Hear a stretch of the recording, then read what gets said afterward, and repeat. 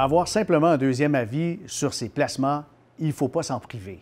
Dans le cas de Michel, il a un portefeuille dans la division de gestion privée d'une grande banque canadienne.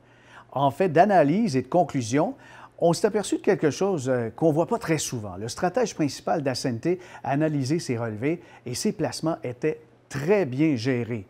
Son rendement était supérieur à la moyenne et Michel et son comptable ont été surpris. Ils ont été surpris de l'honnêteté, la transparence, parce qu'on leur a dit que ce qu'ils avaient était finalement très, très bien. En 10 ans, on a rarement observé des investissements provenant d'une grande institution bancaire être gérés avec autant de professionnalisme et on ne s'est pas privé pour lui dire. L'honnêteté de notre analyse l'a rassuré sur notre objectivité et lorsque son conseiller a dû quitter la grande banque canadienne, il est revenu nous voir. Nous avons eu le mandat de faire une analyse fiscale approfondie. Et là, on a constaté que ces placements étaient très intéressants, mais ne tenaient pas compte de la fiscalité.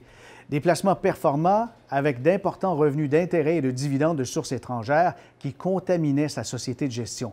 Et il devenait ainsi la cible parfaite de la réforme Morneau sur l'imposition des revenus passifs.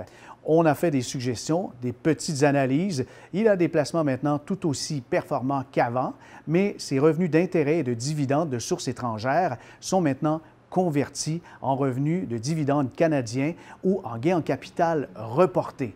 Et Michel, maintenant, est très heureux de sa situation avec Major Gestion Privée.